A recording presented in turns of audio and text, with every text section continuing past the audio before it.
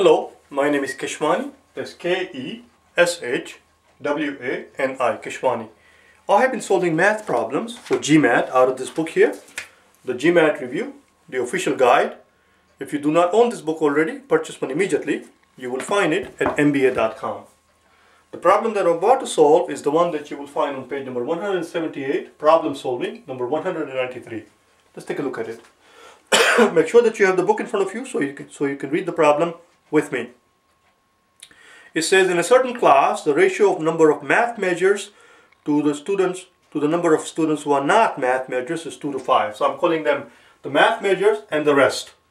So the ratio of the math majors and the rest is 2 to 5. The bottom is not the whole class. It's not 2 math majors out of every 5. It's not that. It's just that the ratio is for every two math majors, we have 5 non-math majors in the class. Now I'm going to explain to you how I solve this problem. This is an algebraic problem, and therefore there are two ways of solving this problem.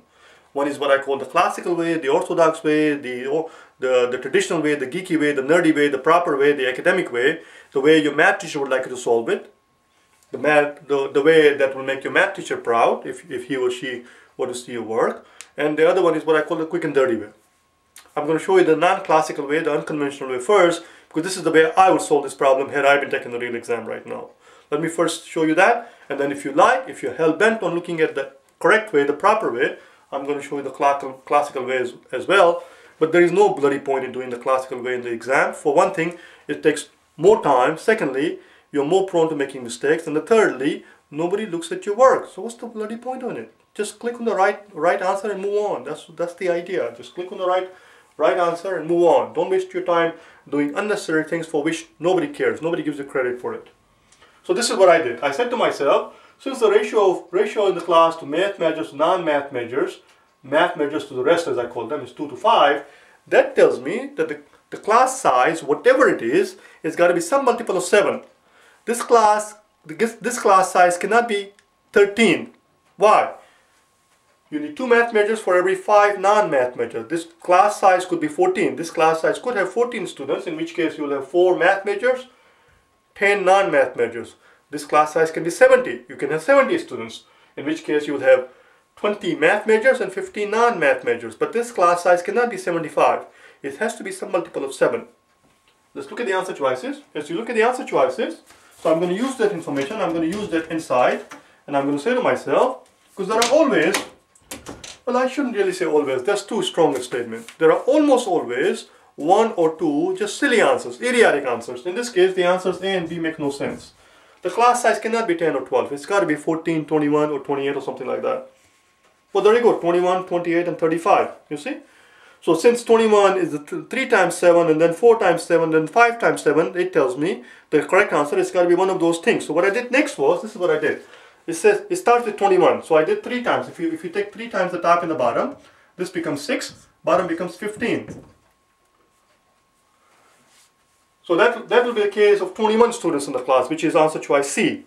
Now ask yourself, if you were to add 2 to the top, we are told, let me read the question again, it says, if 2 math majors were to join, the ratio would be 1 to 2. If 2 more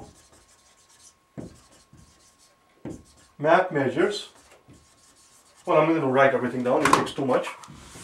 Just read the problem yourself. If the 2 more math majors were to join the class, the ratio changes from 2 to 5 to 1 to 2. Well, if 2 more math majors join, it will become 8 to 15. That is not 1 to 2. That is not 1 to 2. That does not work. Let's try. So that's the case of 21. The other answer choice is 28. Let's try that. In order for it to be 28, I need to multiply top by 4 and the bottom by 4. If I multiply top by 4, 2 times 4 is 8. And the bottom becomes 5 times 20. 5 times 4 is 20. I was just going in sequence. Okay? That's what it is. So I tried this, because that gives me 28.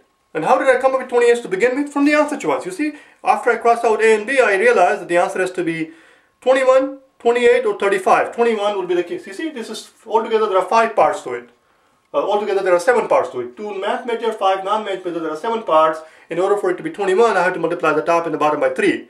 In order for it to be 28, I had to multiply top and the bottom by 4. That's how I got this thing. Now what happens if two more people join? If you had 8 out of 20 to start out with, and if two more math majors join, what would happen? Well, there you go, voila, it becomes 10 out of 20, which we are told is new ratio of 1 out of 2. There you go, that's your answer. So there are 8 math majors, 20 non-math majors. What are they asking for? Are they asking for class size or asking for how many students are there in the class? Well, there you go, there are 28 students to start out with. The answer is 28, which is answer choice D. Now I'm going to look at the clock in the camera. Now I'm going to look in the camera, see how much time I have, and I'll show you the classical way if you like.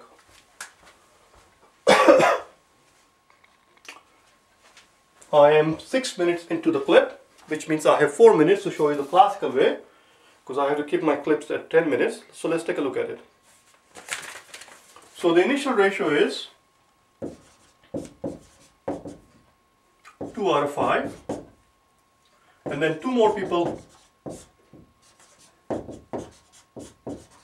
If 2 more math majors join in, the ratio becomes 1 to 2.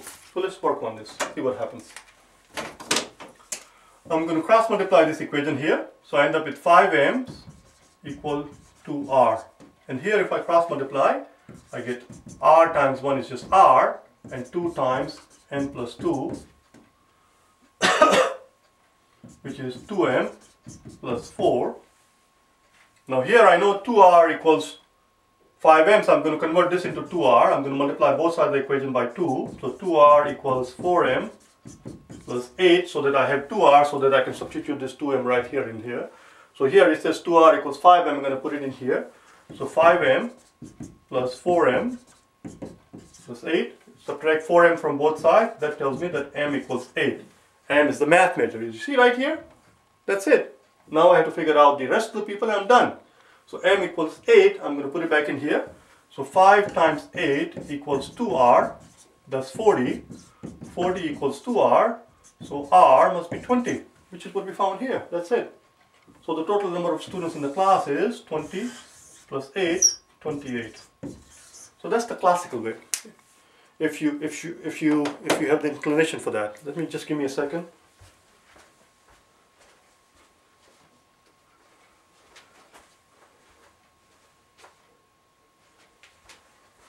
So that was the classical way. There is nothing wrong with it if you're very good at algebra. But even if the people who are very good at algebra, I still don't recommend that they do the classical way. Just think logically. It's about thinking. It's not about math, this exam. If you do the problem in a classical way, in the way that they expect you to solve, you're going to end up making one of those predictable mistakes. You're going to end up doing something where your answer choice will be one of the 4 wrong answer choices, and that's it. You're done. If you go this way, your thinking is more logical. It's up to you. This is the way that your math teacher will expect you to solve. Let me keep them separate. But the point you have to understand is that your math teacher is not going to see this problem, and therefore he or she will not have the chance to be proud of you. So what's the bloody point in it then? Just do the quick work and just click on the right answer. I hope you found it helpful. If you wish to purchase my DVD where I show you the solutions to all the math problems, or if you wish to hire me for personal private tutoring, I'm in Connecticut. In either case, go to my website at www.prep4gmat.com and send me an email. Alright? Thank you.